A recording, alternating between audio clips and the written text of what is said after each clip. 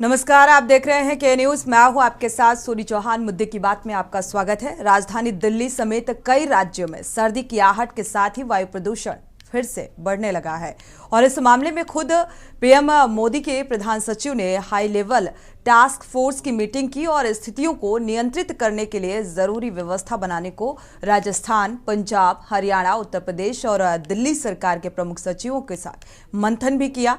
सवाल ये है कि हर साल सर्दियों में वायु प्रदूषण की स्थिति गंभीर क्यों हो जाती है? इसके मूल कारणों को नियंत्रित क्यों नहीं किया जा रहा है? प्रदूषण नियंत्रण बोर्ड आखिर क्या कर रहा है? सुप्रीम कोर्ट के आदेशों को दरकिनार क्यों किया जा रहा है? क्या आम आदमी के सेहत की सुरक्षा की जिम्मेदारी राज्य सरकारों की नहीं है? क्यों वायु प्रदूषण को नियंत्रण करने के लिए ठोस कार्य योजना नहीं बनाई जा रही? क्या केवल पराली और पटाखे से ही सबसे अधिक प्रदूषण होता है? दिल्ली के अलावा उत्तर प्रदेश, हरियाणा, राजस्थान जैसे राज्यों में भी प्रदूषण का स्तर बढ़ा हुआ है।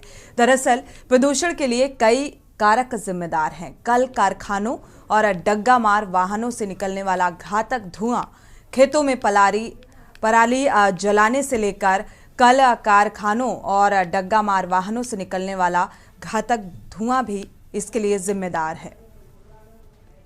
सर्दियों में यह धुआं फॉग के साथ मिलकर स्मॉग बनाता है और इसके कारण प्रदूषण का लेवल जो है वो काफ़ी हद तक बढ़ जाता है। इसका सीधा असर लोगों की सेहत पर पड़ता है। स्वस्थ आदमी को भी सांस लेने में दिक्कतें होती हैं और इसका सबसे अधिक प्रभाव बुजुर्ग और बच्चों पर पड़ता है। एलर्जी और अस्थमा जैसे रोगों के शिकार हो रहे हैं लोग। हैरानी की बात यह है कि सुप्रीम कोर्ट ने इस पर विस्तृत गाइडलाइन जारी की है, लेकिन कारकों को नियंत्रित करने की आज तक कोई कोशिश नहीं की गई। समस्या बढ़ने पर सरकारें सियासी दांवपेच चलती हुई नजर आती हैं और प्रदूषण के लिए एक दूसरे को जिम्मेदार बताने लगती हैं। सच ये है कि खुले में फैली निर्माण सामग्री और सड़कों में उड़ती धूल, डग्गामार वाहनों और कारखानों से निकलता धुआं पराली जलाने से कहीं ज्यादा वायु प्रदूषण के लिए जिम्मेदार है, लेकिन इस पर सरकारें कोई ठोस कदम उठाती नजर नहीं आ रही। और यही नहीं, मामले में प्रदूषण नियंत्रण बोर्ड भी सक्रिय नहीं दिखता। लापरवाह सरकारी तंत्र के कारण ही हालात बेकाबू हैं। साफ है, यदि राज्य सरकारें वायु प्रदूषण को नियंत्रित करना चाहती हैं तो उन्हें इसके कारकों को नियंत्रित करना होगा। सुप्रीम कोर्ट के आदेशों का पालन सुनिश्चित करना होगा। लगातार स्थिति जो है वो बद से बदतर होती जा रही है, जैसा कि जो स्थितियां हैं बनती नजर आ रही हैं, क्योंकि लगातार जो डग्गामार वाहन हैं, कई व्हीकल ऐसा धुआं छोड़ते हैं जिससे जो वातावरण है उसमें प्रदूषित हो जाता है और प्रदूषण की जो स्थिति है वो बढ़ जाती है। हमारे साथ जगह जगह से संवाददाता जुड़े हुए हैं। आगरा का जिक्र करें, आगरा से अजिन चौहान जुड़े हुए हैं, नोएडा से मुनिंदर शर्मा, राजू शर्मा मेरठ से जुड़े हुए हैं और ऋषि सिंगर फर्रुखाबाद से जुड़े हुए हैं। यहाँ की स्थिति को साझा करते हैं। रुख आगरा का कर लेते हैं, अजिंद्र चौहान का। अजिंद्र, अगर देखा जाए आगरा की क्या कुछ स्थिति नजर आ रही है जिस तरीके से पॉल्यूशन प्रदूषण बढ़ता जा रहा है? देखिए सोनी, अगर बात की जाए आगरा की पॉल्यूशन की, और आगरा ही नहीं, चाहे अगर हम यूपी में कहीं भी जाते हैं तमाम बसें हमें ऐसी मिल जाती हैं। अगर हम प्राइवेट वाहनों की बात कर लेते हैं तो पुराने जो समय भी जाने के बाद 15 साल का समय है, उसके बाद भी तमाम ऐसे वाहन हैं जहां रोड पर ऐसा लगता है कि काला कोहरा है। और सबसे बड़ा आलम हमने यहाँ सड़कों पर सोनी देखा है कि सबसे बड़ा जो नवरत्न में, जो यूपी के सरकारी विभागों में नवरत्न में कहा जाता है परिवहन निगम।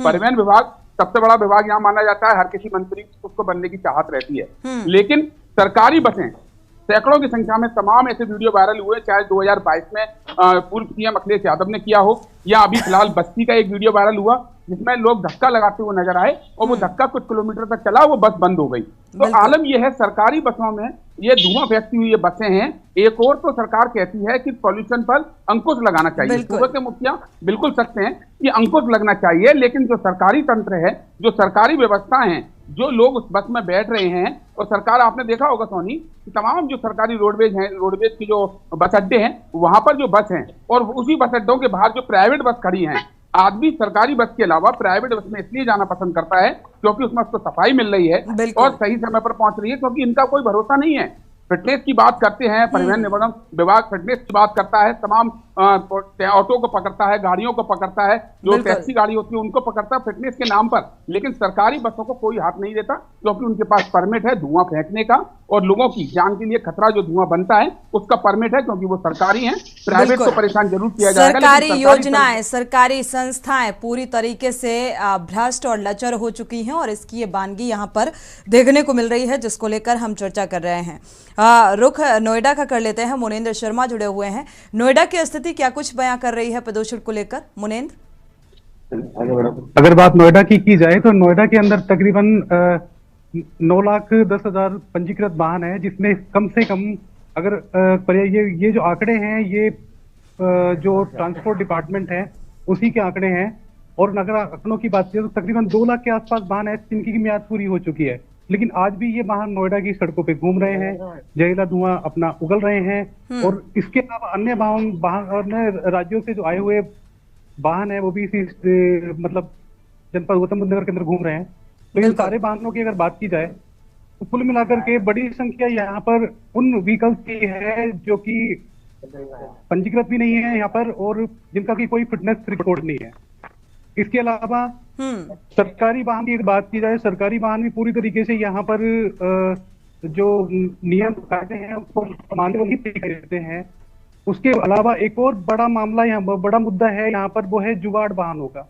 यहाँ पर जो पुराने स्कूटर होते हैं, मोटरसाइकिल होते हैं, इनके इंजन को निकाल करके जुगाड़ वाहन के यूज किया जाता है और इसके लिए कोई दिशा निर्देश या कोई भी कायदा कानून या पुलिस व्यवस्था या ट्रांसपोर्ट या कोई भी मतलब ट्रैफिक पुलिस कुछ भी इसको तैयार नहीं है। बात की जाए तो यहाँ पर तकरीबन 1 से 1.5 लाख की जो लागत जो संख्या है वो ऐसे वाहनों की है जो कि जुगाड़ वाहन है और इनका ना तो कोई पॉल्यूशन होता है ना ही कोई पॉल्यूशन के ऊपर भी है। तो मुनींद्र, जिस तरीके से आपने जुगाड़ वाहन का जिक्र किया है, परिवहन विभाग क्या कर रहा है? प्रदूषण नियंत्रण बोर्ड का अगर जिक्र किया जाए तो ये आंख बंद करके बैठा हुआ है।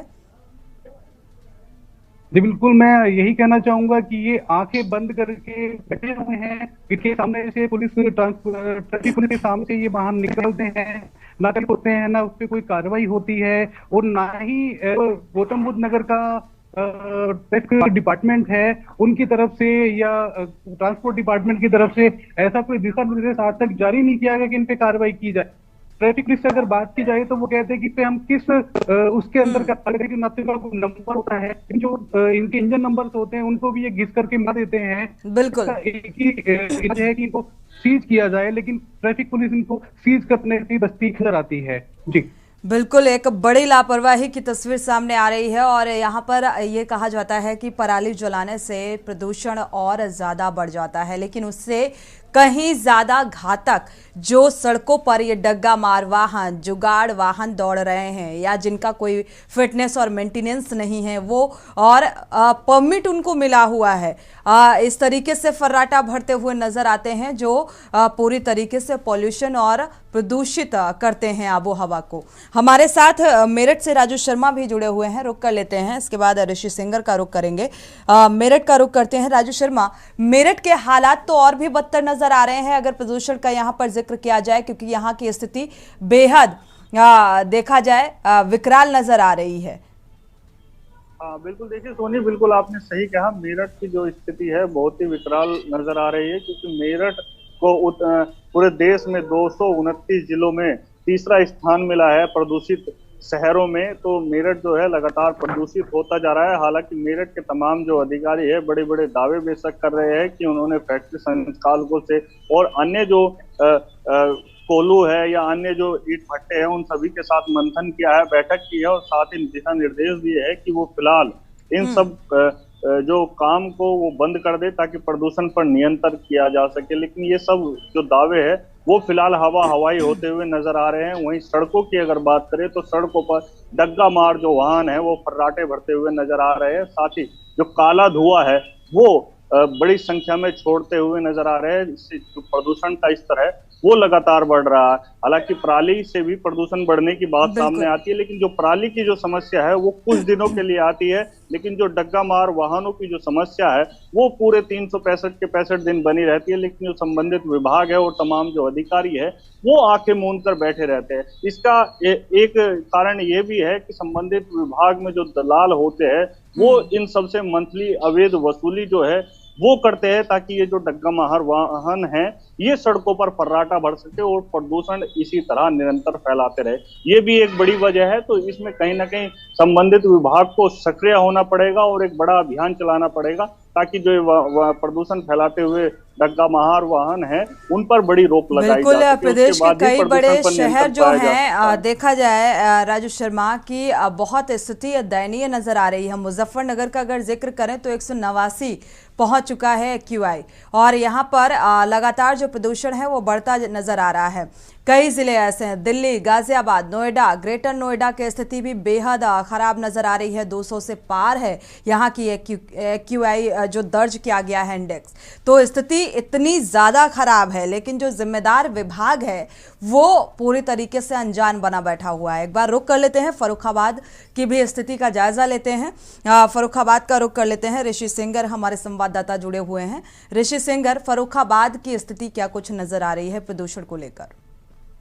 यहाँ पर लगभग 5 सैकड़ा ऐसे ऑटो रिक्शा वाहन है जिनका पंजीकरण ही आरटीओ कार्यालय में नहीं है, जो जहरीला धुआं बोलते हुए रोडों पे आराम से फर्राटा भर रहे हैं। लेकिन चाहे यातायात विभाग हो चाहे परिवहन विभाग हो, उनके विरुद्ध कोई कार्रवाई नहीं करता है और आराम से वो फर्राटा भरते हैं और अधिकारी के सामने से ही गुजरते हैं मुख्यालय भुगते हुए। मुख्यालय जब ये हालत है तो तहसील और ब्लॉक स्तर क्या हालत होगी?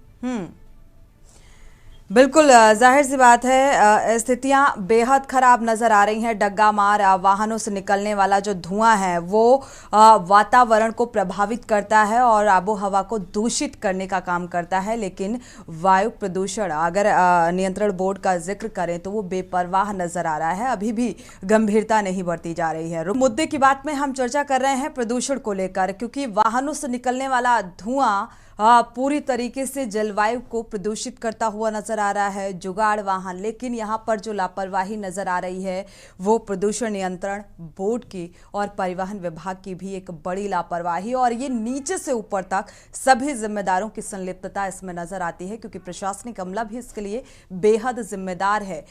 देखा जाए यातायात पुलिस भी इसके लिए बेहद जिम्मेदार है, क्योंकि कैसे सड़कों पर ये वाहन फर्राटे भरते हुए नजर आते हैं, इस पर किसी की नजर नहीं जाती, या फिर नजर जाती है तो इसे नजरअंदाज कर दिया जाता है। और यही वजह है कि कई बड़े शहर जो हैं वहां की स्थिति बेहद खराब हो गई है, रेड जोन में आ गए हैं प्रदूषण के चलते। चाहे हम मेरठ का जिक्र करें, चाहे हम कानपुर का जिक्र करें, चाहे हम नोएडा का जिक्र करें, गाजियाबाद का जिक्र करें। गाजियाबाद की स्थिति ऑरेंज जोन के दायरे में है अभी। देखा जाए स्थितियां बेहद विकराल नजर आ रही हैं। रुक कर लेते हैं एक बार फिर से आगरा का। आगरा से हमारे संवाददाता अजेंद्र चौहान जुड़े हुए हैं। अजेंद्र, यहाँ पर जिम्मेदार किसे माना जाए? देखा जाए कुछ फैक्ट्रियां, केमिकल फैक्ट्रियां भी ऐसी हैं जिनके चलते जो वातावरण है वो प्रदूषित हो जाता है।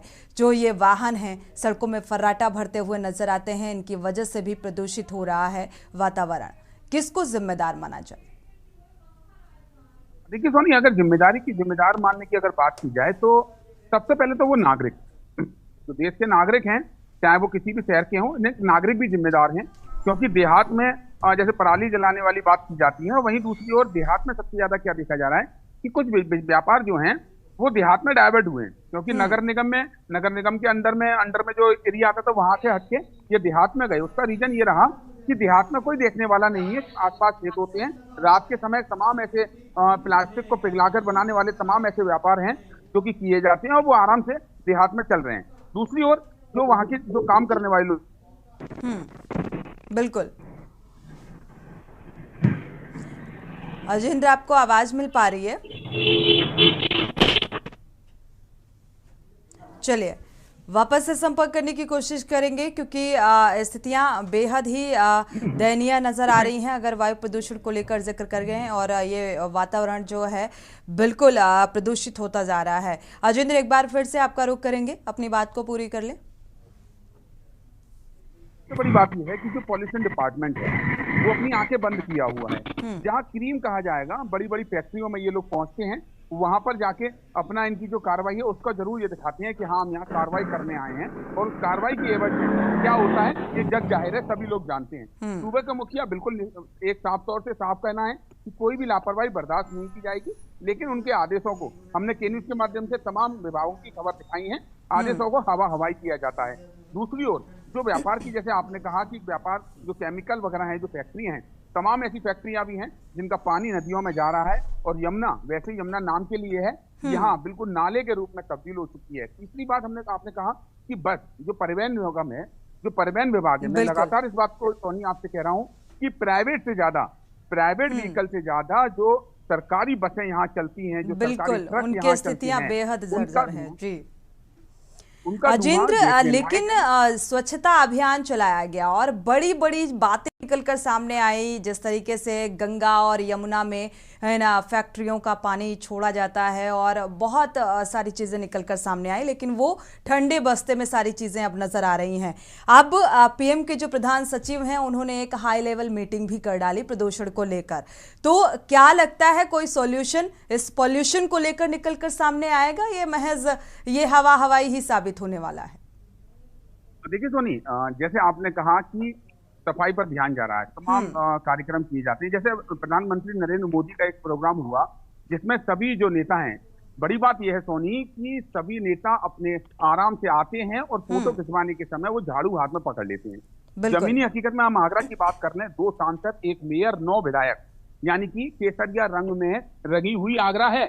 और यहाँ पर बिल्कुल माना जाएगा कि जिस जिले में सभी भाजपा के ही यानी कि सत्तारूढ़ पार्टी के विधायक, सांसद और मेयर हैं और जिला पंचायत अध्यक्ष हैं, लेकिन वहां की हकीकत से रूबरू होना है तो सूबे के मुखिया कभी भी यहाँ पर यमुना पर आ सकते हैं, और जो फोटो तस्वीरें तमाम मीडिया में दिखाई जाती हैं, क्योंकि सीधी सी बात है कि वहां नेता आए, वहां सफाई, देश के प्रधानमंत्री सफाई अभियान को चला रहे हैं, तो उसके लिए उनको फोटो तो खिंचानी है। लेकिन हकीकत में अगर देखा जाए तो यमुना बिल्कुल नाले में तब्दील हो चुकी है, पानी का रंग सफेद होता है, यहाँ पर पानी बिल्कुल काला है, और वहां पर तमाम जो सुप्रीम कोर्ट के नोटिस के बावजूद भी बिल्कुल एनजीटी है, साफ तौर से निर्देशित है कि भैंस जो पालतू जानवर हैं वो नहीं नहाएंगे यमुना में, कपड़े धोबी घाट उनको नहीं बनाया जाएगा, तमाम केमिकल में सोडा डाला जाता है, कास्टिक सोडा डाला जाता है, जो कि काफी हानिकारक होता है।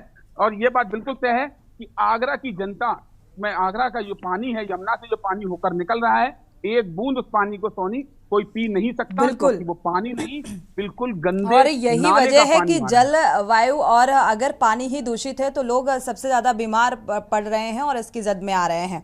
नोएडा का रुख कर लेते हैं, मुनिंद्र शर्मा का रुख कर लेते हैं। मुनिंद्र, अगर देखा जाए नोएडा की स्थिति जिस तरीके से नजर आ रही है, गाजियाबाद भी 178 AQI यहाँ पर दर्ज किया गया है, जो स्थिति है प्रदूषण की। नोएडा में क्या अब जिम्मेदार विभाग इसको लेकर थोड़ा सा गंभीर नजर आ रहा है? क्या कुछ रणनीति बनाई गई है इस बारे में, कोई जानकारी? मुनिंद्र, अनम्यूट करिएगा।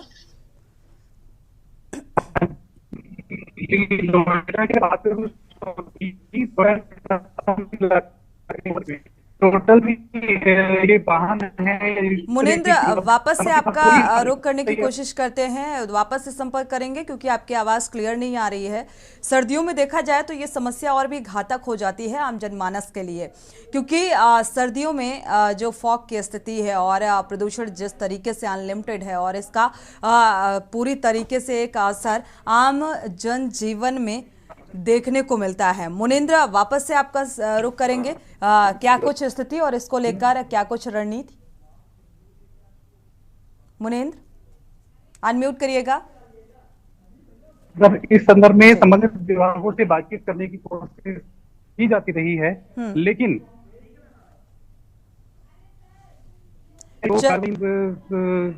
चीजों पे होनी चाहिए, कभी भी कार्रवाई नहीं देखी जाती है जी। काफी बड़ी संख्या में नोएडा, ग्रेटर नोएडा के अंदर औद्योगिक इकाई लगी हुई है, बहुत सारी फाउंडेशन, बहुत सारी एनओसी इनको क्लियर करनी होती है। लेकिन अगर बात की जाए कि सही मायनों में जो एनओसी होती है उसकी जो वैधानिक व्यवस्था होनी चाहिए या उसकी जो वैधानिक जांच होनी चाहिए, वो लोग ये करते, सिर्फ कागजों पे सारी एनओसी चलती है। अगर बात चलिए मुनिंद्र, पानी फिल्टर करना चाहिए। मुनेंद्र वापस संपर्क करने की कोशिश करेंगे। राजू शर्मा का रुख कर लेते हैं मेरठ की स्थिति, क्योंकि तीसरे स्थान में यहाँ की स्थिति है प्रदूषण के मामले में। तो क्या अब देखा जाए क्षेत्रीय सांसद और विधायक अगर जिक्र करें तो प्रदूषण को लेकर कोई पहल उनकी तरफ से होती नजर आ रही है कि सिर्फ वोट के दौरान ही जनता के बीच ये नजर आते हैं जिम्मेदार? हाँ बिल्कुल, देखिए सोनी, सांसद विधायक या मंत्री जी की बात करें तो सभी सिर्फ एक ही काम में लगे हुए, फोटो सेशन में कार्यक्रमों में जाते हैं, फोटो खिंचाते हैं और फिर फुर हो जाते हैं। फिर पता नहीं लेते कि कहाँ क्या हो रहा है, क्या प्रदूषण का स्तर बढ़ रहा है, कितना जनता, आम जनता जो है वो परेशान हो रही है। सिर्फ फोटो सेशन का खेल हर जगह पूरे प्रदेश में चल रहा है। मेरठ की नहीं, पूरे प्रदेश का यही हाल है।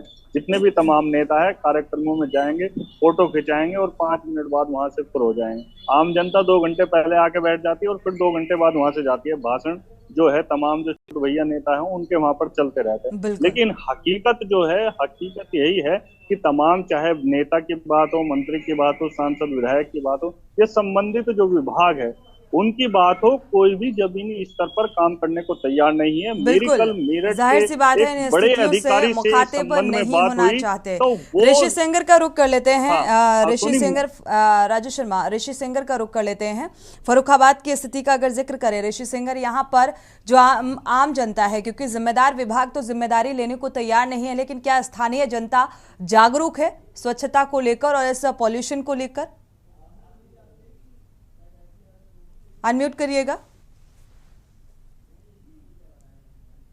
इसमें विभाग के साथ साथ जनता भी इसमें दोषी बराबर की है, क्योंकि जनता ऐसे वाहनों को चला रही है जिनके प्रदूषण नियंत्रण बोर्ड उनको कंडम घोषित कर रखा है। उसके बावजूद भी जनता इन पे अंकुश नहीं लगा रही है। जहां प्रशासन लापरवाह है, जनता भी इसके प्रति उदासीन और लापरवाह दिखाई दे रही है।